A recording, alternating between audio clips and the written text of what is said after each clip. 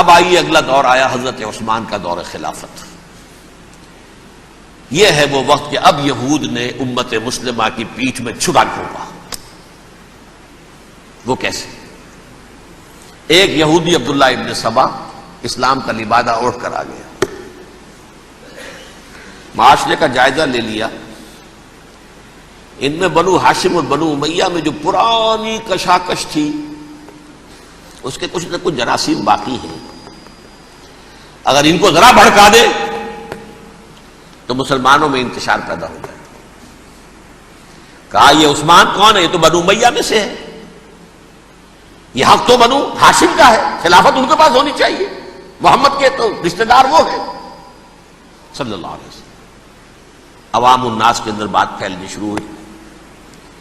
پھر ایک بڑی سازش کے انداز میں حضرت عثمان کے خلاف پروپیگنڈا، حضرت عثمان کے جو عاملین تھے، گورنر تھے، ان کے خلاف پروپیگنڈا، اور ایسی ہوشیاری کرتے تھے کہ کوفے میں کوفے کے حاکم کے خلاف کچھ نہیں کہنا. اجی مصر میں یہ ہو رہا ہے، اجی شام میں یہ ہو رہا ہے، اجی یہ جو عثمان ہے وہ یہ کر رہا ہے، یہ ظلم ہو رہا ہے، یہ لوٹ مار ہو رہی ہے، یہ خیانتیں ہو رہی ہیں. اب نہ تو اس زمانے میں مینز آف کمیونیکیشن، کیسے تصدیق کریں؟ افواہیں تو آپ آج کراچی کے اندر شروع ہو جائے تو پتہ نہیں چل سکتا کسی کو کہ کیا اس میں صداقت ہے کیا جھوٹ ہے. اور بری بات جو ہے فطرت انسانی کی کمزوری ہے، وہ فوراً قبول کرتا ہے. کسی کے بارے میں اچھی بات ماننے کو تیار نہیں ہوتا، لیکن بری بات تو فوراً تیار. بہرحال یہ فتنہ انہوں نے اٹھایا، حضرت علی کی الوہیت کا فتنہ اٹھایا، حضرت عثمان کے خلاف الفتنۃ الکبریٰ برپا کیا. حضرت عثمان شہید ہوئے. اس کے بعد 5 برس تک مسلمان ایک دوسرے کی گردنیں کاٹتے رہے، باہمی خانہ جنگی ہوئی. امت کو وہ زخم لگایا ہے جو آج تک جس سے خون رس رہا ہے. یہ شیعان عثمان اور شیعان علی تھے جو بعد میں پھر سنی اور شیعہ ہو اور آج تک ہے. فتنہ کس نے جگایا؟ ایک عبداللہ ابن سبا یہودی اور اس کے کارندے، شیطان کا ایجنٹ، اور انسانوں میں سے بھی اس کے جو بھی حواریین تھے اور شیطانوں کے اندر سے بھی تھے، انہوں نے بھی اس آگ کو بھڑکایا. یہ آپ سوچ لیجئے کہ یہ کس نے وہ زخم لگایا؟ یہودی. اگلا دور آیا، خلافت راشدہ ختم ہوئی، بنو امیہ کا بھی دور کافی گزر گیا. طارق ابن زیاد 712 عیسوی میں حملہ کرتے ہیں اسپین پر. اسپین اس وقت عیسائیت کا بہت بڑا گڑھ، بڑے کٹر ترین عیسائی جو ہے وہ اسپین میں تھے.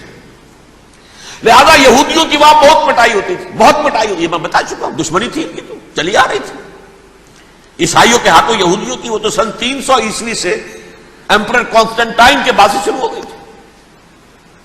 اس حوالے سے یہودیوں نے اس وقت چالاکی یہ برتی، کچھ راستے واسطے بتائے، کچھ مدد کی طارق ابن زیاد کی. طارق ابن زیاد نے انہیں اپنا محسن سمجھا. ہسپانیہ فتح ہو گیا تو یہودی چونکہ محسنین کی فہرست میں آ چکے تھے، انہیں بہت اقتدار نصیب ہوا. بڑی سپورٹ مسلمانوں نے دی. ان کے بڑے بڑے علماء جو اسی دور کے اندر پیدا ہوئے، بڑے بڑے تھنکرز ان کے اسی دور میں پیدا ہوئے. بن گوریون جو کہ ایک وزیر اعظم تھا اسرائیل کا، اس نے یہ لکھا اپنی کتاب میں، Muslim Spain was the golden era of our diaspora. وہ ڈائسپورا جو 70 عیسوی سے شروع ہوا تھا اور 1917 عیسوی تک جاری رہا ہے، اس میں سے گولڈن ایرا ہمارا جو تھا وہ مسلم اسپین تھا. ہسپانیہ میں بیٹھ کر ہم نے عیش کیے. لیکن وہاں سے انہوں نے اور جو کچھ کیا، یہ تو داستان کے بہت سے گوشے ہیں، لیکن میں جس اسٹریٹ لائن میں چل رہا ہوں اس کے اعتبار سے ایک بات سمجھ لیجیے. وہاں بیٹھ کر انہوں نے اب عیسائیت کی پیٹھ میں چھرا گھونپا، پروٹیسٹنٹ مذہب پیدا کیا، تقسیم کر دیا. جیسے شیعہ سنی کی تقسیم، عبداللہ ابن سبا. رومن کیتھولک اور پروٹیسٹنٹ کی تقسیم، یہودی علماء. ہوتا کیا تھا؟